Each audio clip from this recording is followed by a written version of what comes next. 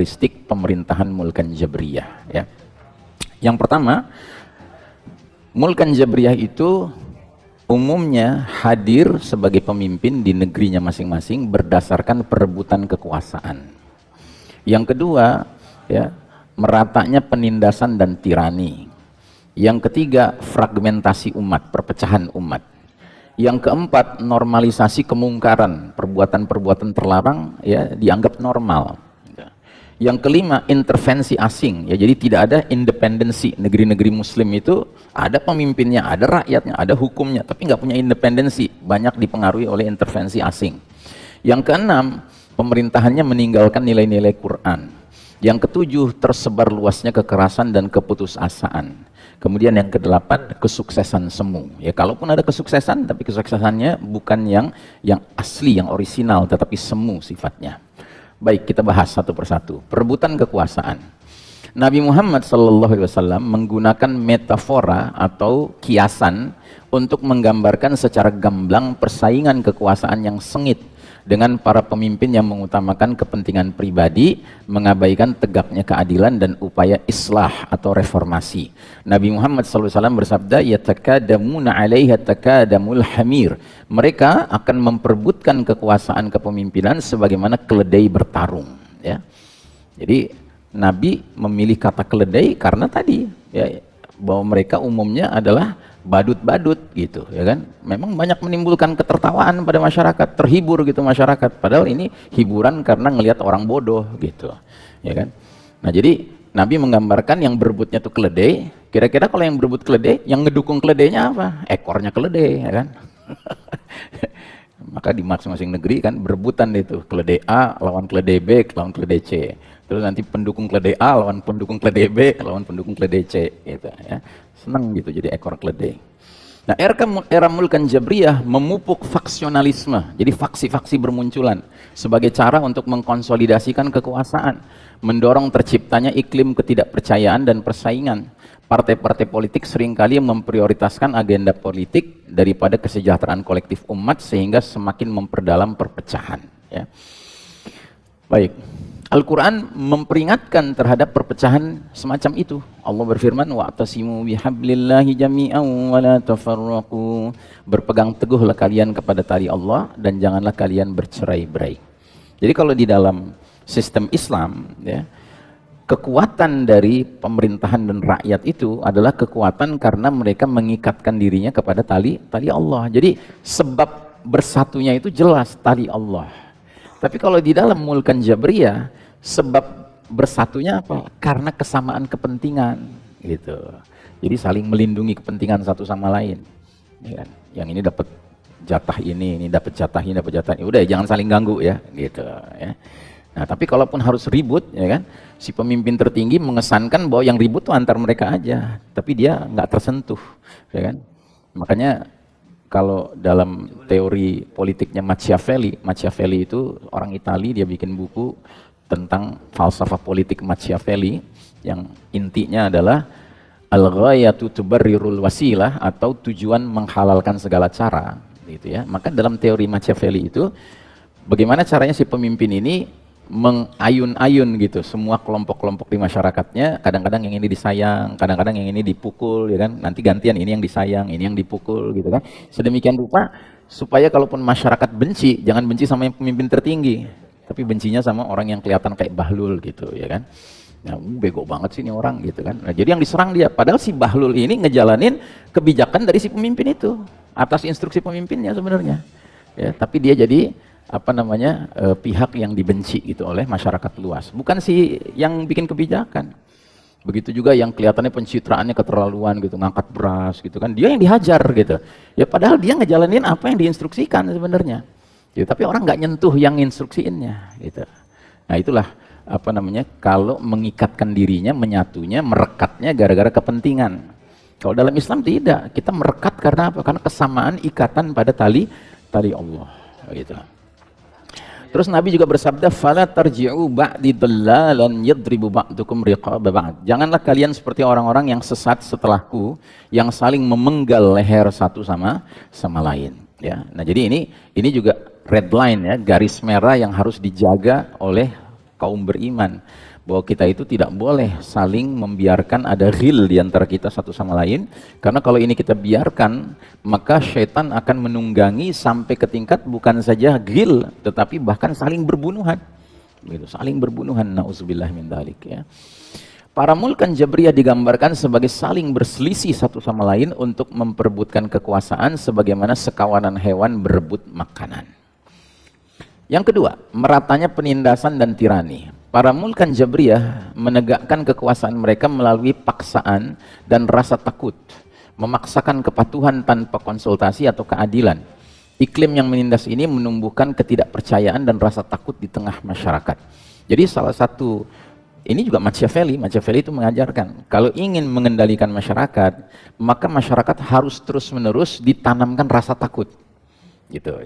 Nah, sehingga kalau masyarakat sudah punya rasa takut ya, yang terus tumbuh gitu ya, maka pihak yang berkuasa ini selalu dia menjadi pihak yang seolah-olah menjamin rasa takutnya tuh nggak usah khawatir lah gitu, saya pelindung engkau gitu ya.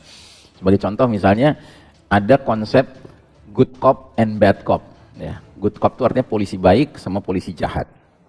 Jadi misalnya ada tersangka ditangkap gitu ya, terus diinterogasi. Mula-mula yang ditampilkan polisi jahatnya gitu, yang dia korek-korek, dia nggak mau ngasih tahu teman-temannya siapa aja. Akhirnya dia disiksa ya kan, di ini macam-macam ya kan. Tapi dia nggak mau juga ngomong. Nah setelah sekian waktu nanti dia keluar, polisi yang jahat ini, masuklah polisi yang penampilannya baik. Kan, oh ngomongnya manis gitu, sopan gitu kan. Udahlah kamu kasih tahu aja deh, itu emang nggak enak ya polisi yang tadi itu jahat banget. Emang dia tuh masuknya juga bayar sih, masuk ke kepolisiannya gitu ya. Emang dia orang jahat itu ya kan. Tapi kalau sama saya kamu nggak usah ragu lah gitu. Nah akhirnya keluar semua terbongkar. Padahal sama, itu sama gitu. Nah jadi good cop bad cop ini digunakan oleh penguasa yang menggunakan teori Machiavelli. Ya, jadi misalnya di pengadilan udah divonis nih, 5 tahun dia terbukti ini. Tapi karena di masyarakat banyak yang protes karena tahu ini orang nggak salah sebenarnya. Nah tiba-tiba dia jadi hero-nya, jadi pahlawannya. Oh abolisi, bebas. Oh bebas ya kan. Itu. Jadi kelihatan dia sebagai pihak yang berpihak juga kepada kalangan apa namanya yang kritis gitu. Ya. Sehingga akhirnya orang yang tadinya kritis ini setelah dia dibebaskan ya nggak bisa ngomong lagi dong, karena dia udah dibebaskan. Gitu. Nah jadi jamaah sekalian rahimakumullah, dalam sebuah riwayat Abu Ubaidah Ibn al-Jarrah radhiyallahu an, dia pernah mengatakan bahwa kekuasaan mulkan Jabriyah akan menjadi tirani terang-terangan, jabrut, di mana tidak seorang pun memiliki belas kasih, di mana leher dipenggal, tangan dan kaki dipotong, serta harta dirampas. Periode ini ditandai oleh hukuman yang berat, penyitaan kekayaan dan kekerasan yang meluas. Ya. Yang ketiga, fragmentasi umat, perpecahan umat. Konflik internal dan intervensi eksternal, ya, jadi konflik internal di dalam tubuh umat dan intervensi eksternal, maksudnya pihak asing luar negeri kaum muslimin, ya kan, itu intervensi, ya, campur aduk, menyumbang bagi fragmentasi kaum muslimin. Sebagaimana terlihat dalam disintegrasi Daulah Utsmani yang dapat diidentifikasi sebagai titik awal mulkan Jabriyah. Dalam sebuah pernyataan yang meramalkan keruntuhan dinasti Utsmani, penguasa Utsmani yang kedua dari terakhir, Sultan Mehmed kelima rahimahullah, pernah mengatakan, Rusia, Inggris, dan Perancis tidak pernah sejenak pun berhenti menyimpan dendam terhadap dinasti Utsmani. Ya, yang kepadanya jutaan kaum muslimin yang menderita di bawah tirani dominasi asing memperlihatkan kesetiaan mereka secara religius dan sepenuh hati. Ya. Dan kalau kita pelajari sejarah Indonesia, salah satu pihak yang sangat loyal kepada dinasti Utsmani itu Aceh. Ya, Aceh ini sangat loyal dengan dinasti Utsmani. Bahkan Aceh mengirim surat kepada pusat kekuasaan dinasti Utsmani di Turki ketika akan diserang oleh kapal-kapal asing kafir. Sehingga kemudian Turki mengirim armada kapalnya gitu. Dan kita tidak tahu apakah ada kaitan dengan Aceh ini menjadi serambi Mekah, menjadi benteng Islam yang paling kokoh di negeri ini, sehingga sekarang dibiarkan begitu saja, sudah begitu parah, nggak mau juga dinaikkan statusnya, bencananya menjadi bencana nasional. Wallahu alam, ya kita tidak tahu apa ada kaitan ke situ, tapi kalau mau curiga boleh halal. Ya. Nah, kekuatan asing memanfaatkan perpecahan di dalam tubuh umat dengan mendorong berbagai faksi untuk menimbulkan ketidakstabilan pemerintah. Era mulkan Jabriyah mencerai-beraikan umat, meninggalkan warisan perpecahan dan hilangnya persatuan. Para pemimpin memprioritaskan aliansi dengan kepentingan asing daripada keadilan dan iman, sehingga merusak ikatan kaum muslimin. Ya. Baik. Perpecahan diperingatkan Al-Quran dalam surat Hud, وَلَا تَرْكَنُوا إِلَى الَّذِينَ ظَلَمُوا فَتَمَسَّكُمُ النَّارُ وَمَا لَكُم مِّن دُونِ اللَّهِ مِنْ أَوْلِيَاءَ ثُمَّ لَا تُنصَرُونَ. Dan janganlah kalian cenderung kepada orang-orang yang zalim, yang menyebabkan kalian disentuh api neraka, dan sekali-kali kalian tidak punya seorang penolong pun selain daripada Allah. Kemudian kamu tidak akan diberi pertolongan. Rasulullah SAW bersabda, hampir-hampir berbagai bangsa lain memperebutkan kalian umat Islam layaknya memperebutkan makanan yang ada di mangkok. Seorang sahabat laki-laki bertanya, apakah karena kami umat Islam waktu itu berjumlah sedikit? Nabi menjawab, bahkan jumlah kalian pada waktu itu sangat banyak, namun kalian seperti buih di genangan air. Sungguh Allah akan cabut rasa takut musuh-musuh kepada kalian dan akan tanamkan ke dalam hati kalian al-wahan. Seseorang bertanya, ya Rasulullah, apa itu al-wahan? Nabi menjawab, hubbud dunya wa karahiyatul maut, cinta dunia dan benci kematian. Nah, jadi jamaah sekalian rahimakumullah, di ayat 113 surat Hud di atas itu, Allah itu memperingatkan jangan cenderung kepada kaum yang zalim, ya. Sebab kalau kalian cenderung pada kaum yang zalim, kalian juga akan disatu paketkan sebagai bagian dari kaum yang zalim. Dan itu berarti apa? Akan potensial kena sentuh api neraka. Ya. Nah, karenanya di dalam literatur Islam, ya, nggak mungkin kita kaum beriman ini nggak punya musuh, Pak. Nggak mungkin. Ya, betapapun kita orang beriman cinta damai, tetapi yang namanya musuh itu pasti ada. Dan Allah langsung menjelaskan kepada siapa kita bukan saja layak bermusuhan, tapi wajib bermusuhan. Allah berfirman di surat Al-Baqarah, La udwana illa ala zalimin. Tidak ada permusuhan kecuali terhadap kaum yang zalim. Gitu. Makanya aneh kalau kemudian kaum beriman mau bersekutu dengan kaum yang zalim. Itu aneh, ya, itu mengkhawatirkan sekali. Ya, dan kita harus sangat khawatir kalau kita sadar tidak sadar mendukung kaum yang zalim. Ya, nggak boleh, kita tidak boleh. Karena apa? Karena begitu kita mendukung, kita akan disatu paketkan menjadi kaum yang zalim, yang berarti kita potensial terkena sentuh api neraka. Ya. Dan zalim itu lawannya apa? Takwa. Takwa itu lawannya zalim. Silahkan dilihat di surat Maryam ayat 70-71 kalau nggak salah ya. Coba saya buka dulu.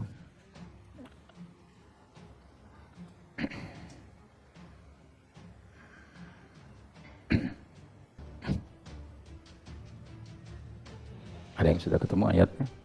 Surat Maryam ayat 70 atau 71 ya? 69. Enggak. Ya betul, 71 72. Ya betul. Wa in minkum illa wariduha, dan tidak ada seorang pun di antara kalian yang tidak mendatangi neraka. Ini maksudnya ketika kita menyeberangi sirat. Jadi kan dalam rangkaian peristiwa di akhirat nanti, ya, setelah kiamat, setelah hari berbangkit, setelah kita dikumpulkan di padang mahsyar, kemudian kita menunggu syafaat, ya kan, kemudian hisab, kemudian mizan, ya, semua. Yang terakhir sekali itu kita nyeberangin api neraka. Sehingga dikatakan dalam ayat ini, tidak ada seorang pun di antara kalian yang tidak mendatangi neraka. Kana ala rabbika hatman maqdiyah. Hal ini bagi Rabbmu adalah suatu ketentuan yang sudah ditetapkan, sudah pasti itu. Semua orang harus menyeberangi sirat di atas api neraka, ya kan? Tapi kemudian kata Allah apa? Tsumma nunajjil ladzina taqau. Kemudian kami akan selamatkan orang-orang yang bertakwa, wa nazaru zalimina fiha jithiya. Dan kami akan biarkan orang-orang yang zalim di dalam neraka dalam keadaan berlutut, ya. Jadi menyelamatkan diri dari api neraka adalah dengan memastikan diri tidak menjadi kaum yang zalim. Dan tidak menjadi kaum yang zalim itu dalam bentuk pastikan diri jadi kaum yang bertakwa. Makanya ketakwaan ini sesuatu yang selalu diingatkan oleh khotib Jumat. Setiap Jumat, khotib Jumat itu kalau nggak nyampaikan nasihat bertakwa, nggak sah khotbah Jumatnya. Makanya kalau Anda dengerin khotbah dari awal sampai akhir nggak ada nasihat bertakwa, Anda berhak protes. Ya kan? Wahai khotib, Anda lupa mengingatkan kami untuk bertakwa. Karena bertakwa ini satu-satunya yang akan menyelamatkan orang dari api neraka. Dan kalau kita tidak bertakwa, kita potensial menjadi orang yang zalim. Ya, orang yang zalim pasti disentuh api neraka. Gitu. Baik. Yang keempat, dalam Mulkan Jabriyah, pemerintahan Mulkan Jabriyah, ada normalisasi kemungkaran. Jadi kemungkaran itu dianggap normal. perbuatan-perbuatan terlarang menjadi normal. Nabi bersabda, la yakunanna min ummati aqwamun yastahilluna al-hira wal harir wal khamr wal ma'azif. Di antara umatku akan ada orang-orang yang menghalalkan hubungan seksual, perzinahan, mengenakan sutra bagi laki-laki, tentunya perempuan nggak masalah, meminum minuman beralkohol dan menggunakan alat musik. Penggunaan sutra di kalangan pria secara langsung melanggar prinsip-prinsip Islam. Konsumsi alkohol meluas sambil alkoholnya, khamrnya disebutnya dengan nama-nama yang menipu gitu. Misalnya kalau di barat itu di negara-negara apa namanya yang menggunakan bahasa Inggris ya, itu sering minuman khamr itu disebutnya spirits ya, membangkitkan semangat gitu ya kan, minuman menghangatkan ya, istilah-istilah begitu ya. Meskipun telah terjadi normalisasi sosial, narasi di atas berakhir dengan suram. Allah akan menghancurkan mereka di malam hari, Allah akan jatuhkan gunung menimpa mereka, dan Allah akan ubah mereka yang tersisa menjadi monyet dan babi. Nabi bersabda bahwa setelah era pemerintahan Mulkan Adhan, raja-raja menggigit, yang biarpun raja tapi menggigit Quran dan Sunnah, akan terjadi tirani, korupsi, kekerasan terhadap perempuan, minum anggur, dan mengenakan sutra.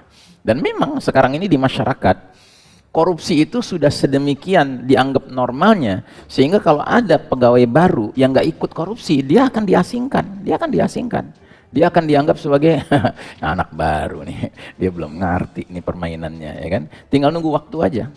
Makanya saya pernah dengar cerita tentang seorang polisi yang awalnya lurus gitu kan, tapi lama-kelamaan jadi kayak kebanyakan yang lain gitu ya. Karena apa? Karena awalnya dia di jalanan, dia polisi lalu lintas mula-mula gitu. Nah di situ dia udah sibuk aja gitu kan, terutama kesibukan utama dia adalah latihan untuk gini-gini ya kan. Ini latihan pertama mereka nih ya kan, itu. Nah nggak ada tuh dia main-main macam-macam. Akhirnya karena naik pangkat, dia akhirnya di belakang meja. Nah, ketika dia mulai di belakang meja, hari pertama saja dia lagi rapi-rapi mau pulang ya kan, rapiin meja, tiba-tiba di lacinya paling bawah isinya duit semua itu. Terus dia panggil anak buahnya kan, ini apa ya kan, itu duit Pak. Ya saya tahu ini duit siapa? Ya ada di situ Pak gitu kan. Nggak bisa dijelasin, mungkin nggak mau dijelasin gitu. Akhirnya dia berpikir, wah ini gawat nih, kalau saya biarkan di sini nanti bisa orang lain menyalahgunakan, dibawa pulang sama dia ya kan. Hari pertama di rumah tuh dia bertekad nggak akan dia sentuh gitu. Ternyata hari kedua pas mau pulang begitu lagi dia cek ada lagi, padahal udah dikosongin kemarin. Terus begitu hari demi hari, waktu demi waktu, tiba-tiba dia kena masalah, anaknya sakit apa gitu berat kan, perlu dana untuk masuk rumah sakit, dia nggak punya. Sementara numpuk duit kan, udah tinggal dimanfaatkan gitu. Jadi sampai dijerat gitu. Karena apa? Karena memang sudah menjadi normal. Justru kalau nggak terlibat dalam korupsi tidak normal, ya, tidak dianggap sebagai bagian dari sistem. Gitu. Kegemaran melakukan perbuatan terlarang seperti zina, alkohol, dan amoralitas dinormalisasi dengan kedok freedom, kebebasan. Ya. Terus yang kelima, intervensi asing. Kekuatan asing memperburuk perpecahan internal umat, merusak persatuan dan kekuatan umat. Kekuatan eksternal sejak lama berusaha melemahkan pemerintahan Islam melalui manipulasi politik, eksploitasi, perpecahan internal, dan tekanan ekonomi. Nabi Muhammad SAW bersabda memperingatkan agar tidak meniru sistem non-Islam secara membabi buta. Nabi bersabda, sungguh kalian umat Islam akan mengikuti jejak umat-umat sebelum kalian, sejengkal demi sejengkal, sehasta demi sehasta, sedemikian rupa sehingga sekalipun mereka yang kalian ikuti sudah jelas-jelas masuk lubang masdigar, lubang kadal pasir, kamu akan terus saja mengikuti mereka. Ya. Nah jadi jamaah sekalian rahimakumullah, kita sekarang hidup di era di mana di dunia ini ada lebih dari satu blok. Bukan hanya blok barat saja, tapi ada blok timur ya. Nah, negeri-negeri kaum muslimin sekarang ini menjadi mangsa dari dua blok ini. Sehingga ada negeri tertentu muslim ya kan yang lebih loyalnya ke timur. Ke timur itu bisa ke Cina, bisa ke Rusia. Ya, ada yang lebih loyal ke barat. Ke barat itu bisa ke Amerika, ke Eropa, bahkan ke Zionis Israel begitu. Nah, tapi hampir sulit ditemukan negeri muslim yang independen, yang tidak ada intervensi asingnya ya, sulit sekali ditemukan.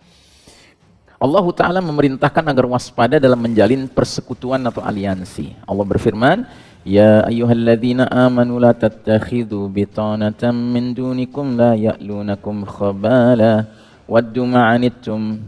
Hai orang-orang beriman, janganlah kalian ambil menjadi teman kepercayaan kalian orang-orang di luar kalangan kalian karena mereka tidak henti-hentinya menimbulkan mudarat bagi kalian.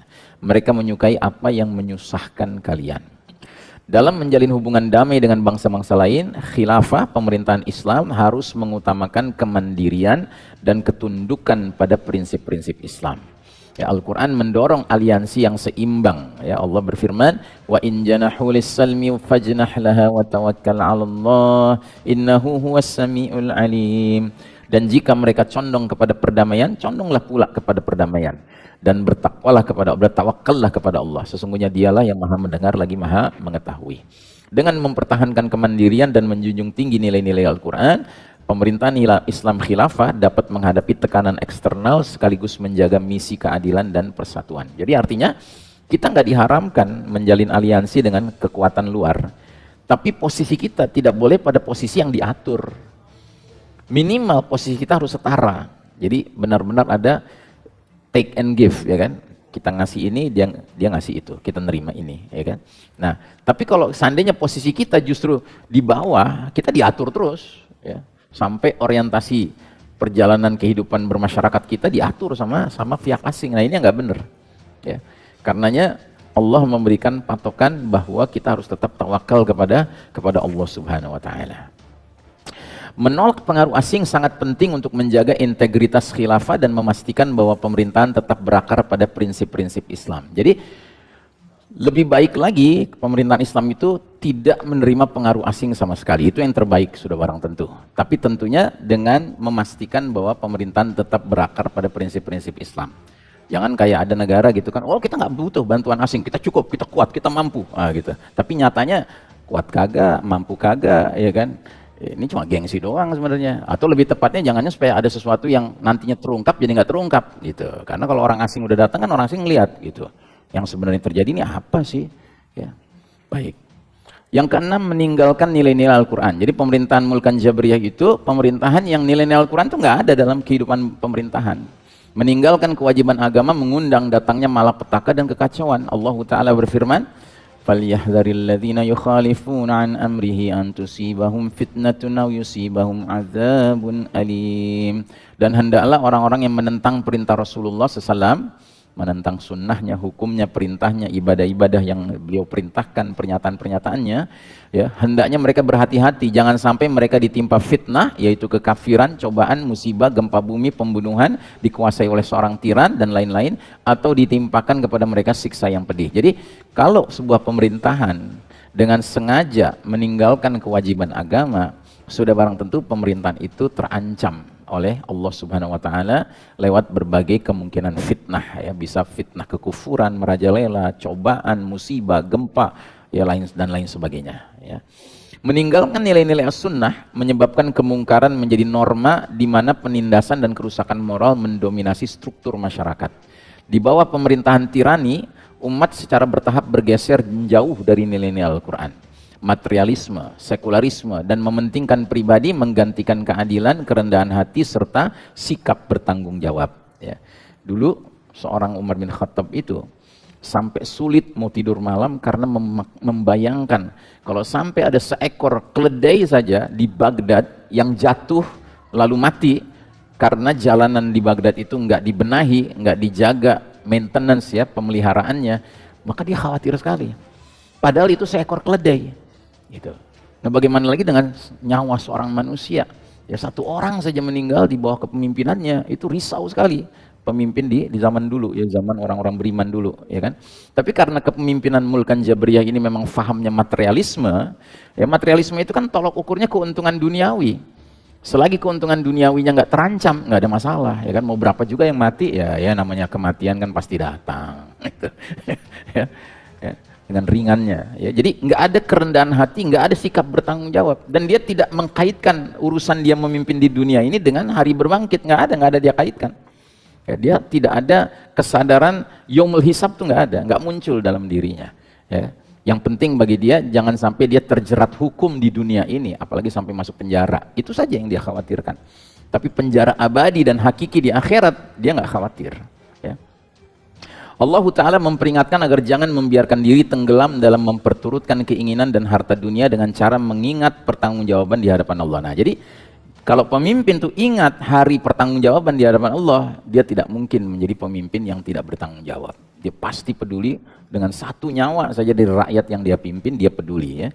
Yauma la yanfa'u malun wala banuna illa man atallaha biqalbin salim.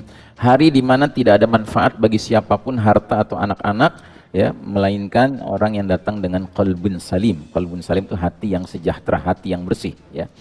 Materialisme melemahkan tatanan moral masyarakat, menciptakan lingkungan di mana keuntungan pribadi mengalahkan kebaikan kolektif.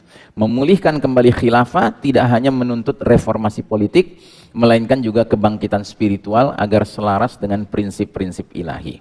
Ya. Kalau kita ingat hadis tadi yang saya kemukakan tentang berdirinya khilafah di fase kelima nanti, kan Nabi menggunakan kata-kata, Yabna Hawalah, idza ra'aital khilafah nazalat fi ardil muqaddasah.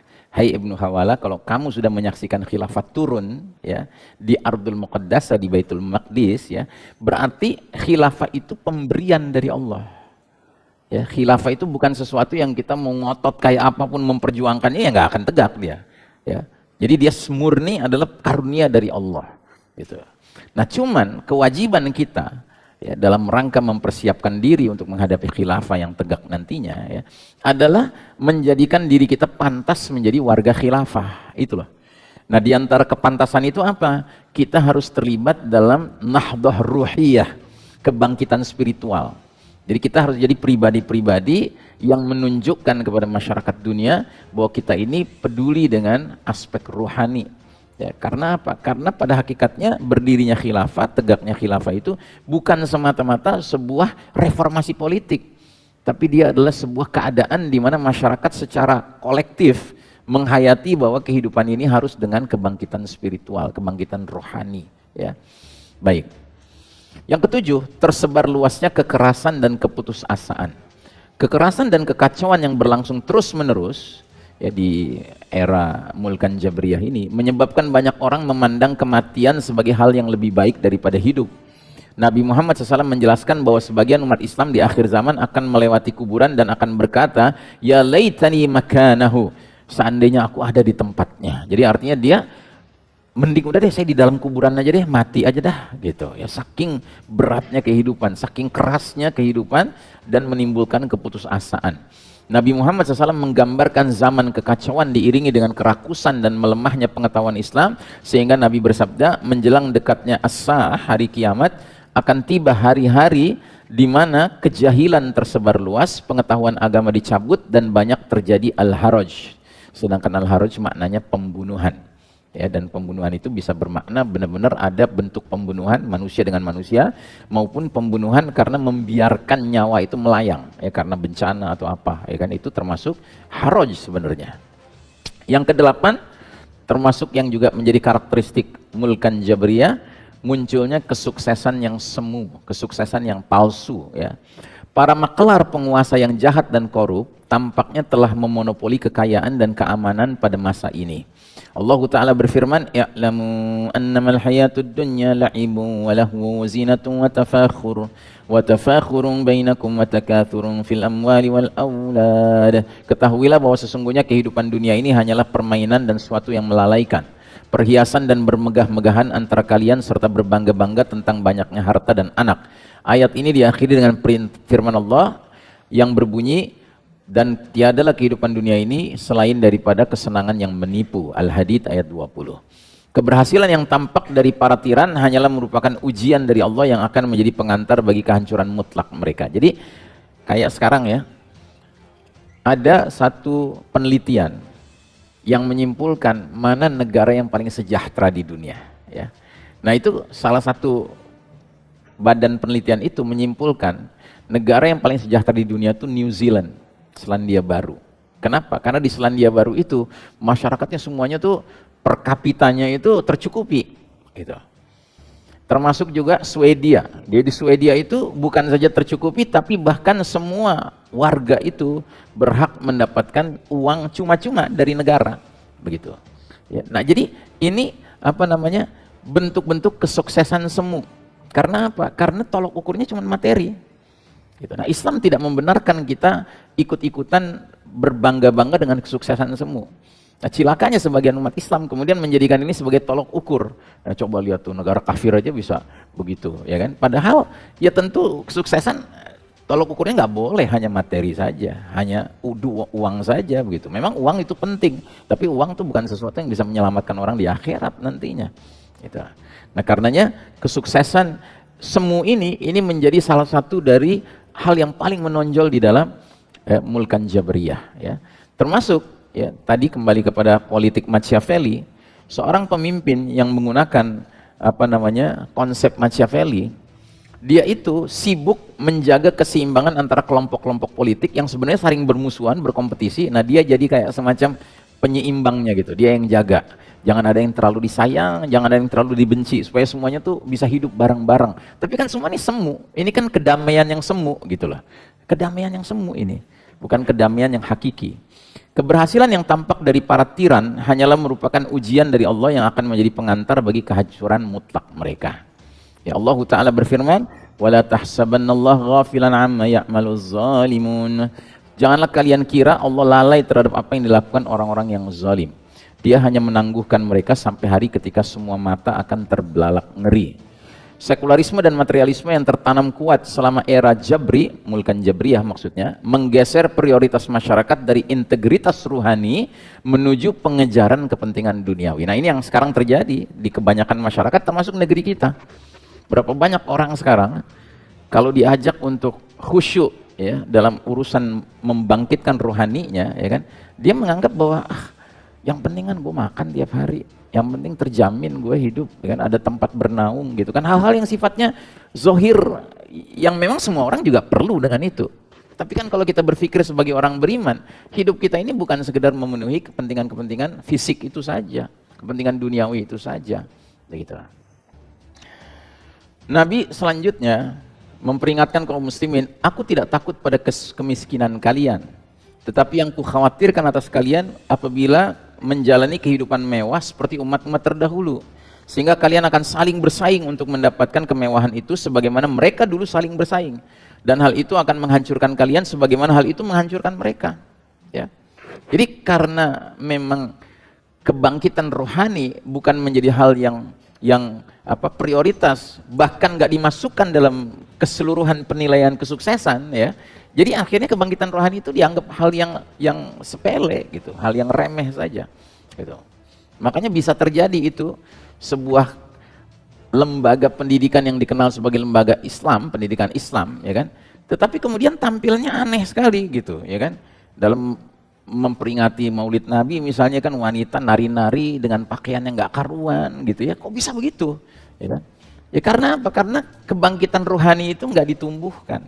Ya, kesadaran bahwa kita harus ihsan, ya kan, anta'budallah ka'annaka tarahu fa illam takun tarahu fa innahu yarak, itu nggak tumbuh gitu, bahwa engkau beribadah kepada Allah seolah melihat Allah, kalau engkau tidak melihat Allah, Allah melihatmu gitu. Nah, jadi kita harus khawatir kalau kita terjebak untuk mengejar kesuksesan semu ini, ya. Termasuk kesuksesan semu itu adalah contoh misalnya banyak umat Islam yang begitu mendengar kabar, wali kota New York yang terpilih orang muslim gitu kan, udah nganggap itu kesuksesan, ya. Padahal kita nggak pelajari siapa sosok wali kota New York ini. Ternyata dia Syiah, ya kan, satu. Ternyata dia didukung sama Yahudi se-New York gitu, ya kan. Ini jadi pertanyaan besar kita kan. Di satu sisi dia teriak-teriak dia mendukung Palestina di satu sisi, tapi di lain sisi dia mendukung LGBT. Ya, apa ini sukses? Ya kan, ini bukan sukses, ini justru kepalsuan, kesuksesan yang semu, yang palsu. Nah, kita seringkali terjebak dengan kesuksesan semu dalam Mulkan Jabriyah ini, ya. Termasuk, ya kan, karena dulu ingat, ya kan, lawannya sangat berindikasi PKI, yang ini dianggap sebagai Islami banget, sehingga akhirnya ketika dia naik, udah keren nih, udah Islam banget nih, gitu. Terus dibela habis-habisan. Ya, padahal sebenarnya ya cuma beda tipis aja gitu. Yang satu nengoknya ke timur, yang satu nengoknya ke Tel Aviv, gitu. Ya, nggak jauh beda. Gitu. Makanya kelakuannya sekarang mirip banget kayak Tel Aviv juga. Ya, begitu Gaza dikirimin bantuan, ya kan, dicegat sama pemerintah Zionis, ya kan. Begitu ini bencana gitu kan, dari luar negeri dikirim bantuan gitu, dicegat, nggak boleh dibagi. Kan mirip banget. Gitu, kok bisa tega begitu sama rakyat gitu. Bahkan boleh kirim tapi dipajekin. Ya, ajib. Logikanya gimana sih? Orang kesulitan gitu ya. Dan orang ingin menunjukkan ukhuwah, mahabbah, ya, persaudaraan, cinta dengan sesama saudara yang sedang menderita, ya kan? Terus kelakuannya ternyata ya memang benar sih, pepatahnya mengatakan guru berdiri ya kan, murid berlari. Memang iya, memang benar itu, ya kan? Ya, kalau gurunya aja udah begitu, ya kan, nah muridnya itu lebih mengerikan ternyata. Nah jadi jamaah sekalian rahimakumullah, itu tadi 8 ciri-ciri karakteristik Mulkan Jabriyah. Nah sekarang peranan ribat melawan penindas.